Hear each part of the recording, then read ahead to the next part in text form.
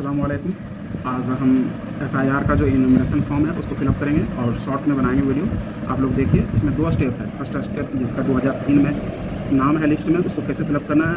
वैसा आदमी जिसका 2003 में लिस्ट में नाम नहीं है वो कैसे फिलअप करनी है, इसके बारे में।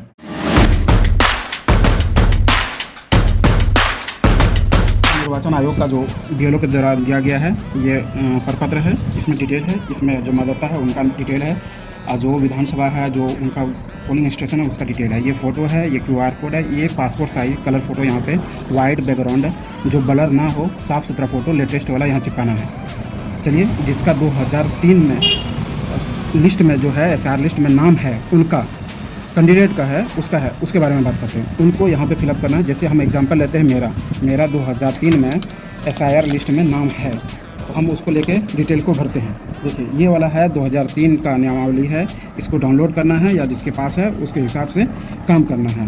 तो इसमें मेरा नाम है मोहम्मद तबरेज़ ढूंढते हैं। यहाँ पे मोहम्मद तबरेज़, ये देखिए, ये तबरेज़ है। यहाँ पे ये पिताजी सलाउद्दीन आलम, ये वाला डिटेल जाएंगे। यहाँ पे मतदाता का नाम, यहाँ पे अपना नाम, जो नाम है मेरा, जैसे मोहम्मद तबरेज़ आलम है, यहाँ पे मोहम्मद तबरेज़ आलम हम डिटेल भरेंगे, ठीक है।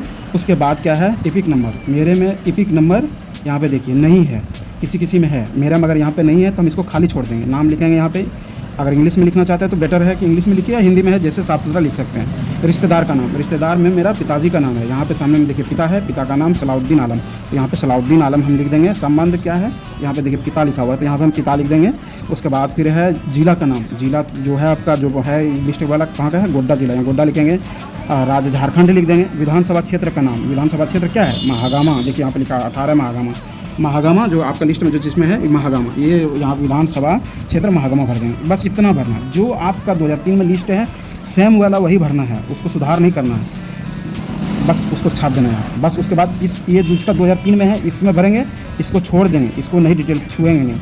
आप क्या करेंगे, यहाँ पे इसी में इसके नीचे विधानसभा क्षेत्र की संख्या, विधानसभा क्षेत्र संख्या क्या है हम लोग का, देखिए यहाँ पे 18 है, इसमें 18 डाल देंगे।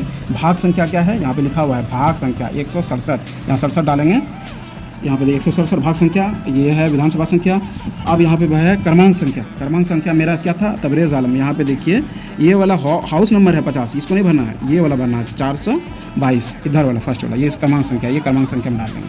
अब क्या है, यहाँ पे आएंगे, ये नीचे वाला देखिए, यहाँ पे जन्म तिथि है, डेट डालेंगे। डेट कैसा डालेंगे, स्पष्ट डालेंगे। जैसे मेरा 10 है तो 10 लिखेंगे, 3 है तो 3 लिखेंगे, 03 मार्च 1988, ऐसे कॉलम है, ऐसे साफ सुथरा लिखेंगे।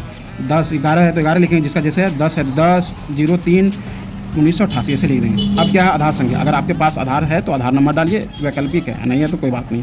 मोबाइल नंबर, जो वर्तमान में है आपके पास मोबाइल नंबर डालना है। पिता या अभिभावक का नाम, पिता का नाम डालना है, अभिभावक का नहीं, पिता है, पिता का नाम डालिए। पिता का नाम जो है आपका वो डालिए।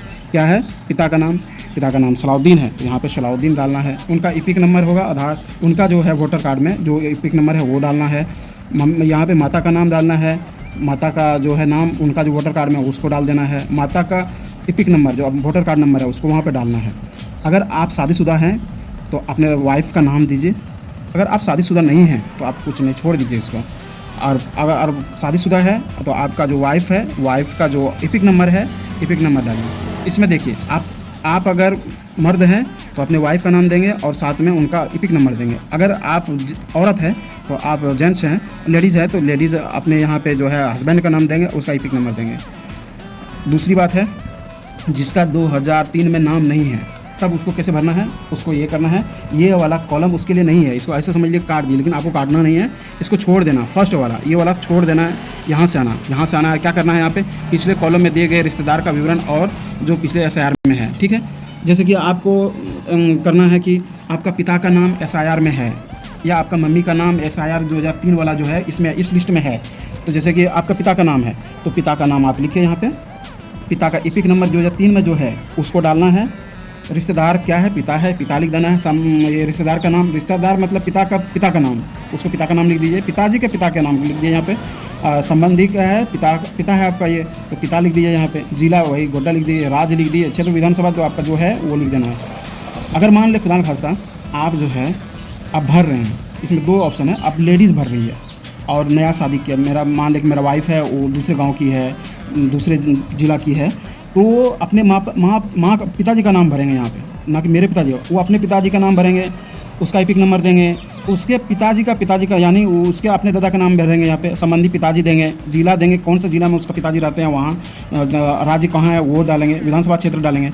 उसके बाद देखिए यहाँ पे जो विधानसभा संख्या है, उनके पिता का जो 2003 में SIR का डिटेल है, यही वाला सेम टू सेम यही वाला जो है उसको छापेंगे यहाँ पे। वो जैसे कि किसी दूसरा ज़िला में है तो उसको यहाँ पे डिटेल डालेंगे, जैसे है उसके पिता का जो ऐसे होगा तो इसको यहाँ पे डिटेल डालेंगे। दूसरा बात है, यहाँ पे आप आएंगे, यहाँ पे आने के बाद आधार है, यहाँ पे डेट ऑफ बर्थ डालेंगे अपना, लेडीज़ है जेंट्स है जो, उसके बाद आधार संख्या वैकल्पिक डाल सकते हैं, मोबाइल नंबर डालेंगे, अपने पिता का नाम डालेंगे। जो अपना लेडीज़ भी है तो अपने पिता का नाम डालेंगे और पिता का एपिक नंबर डालेंगे।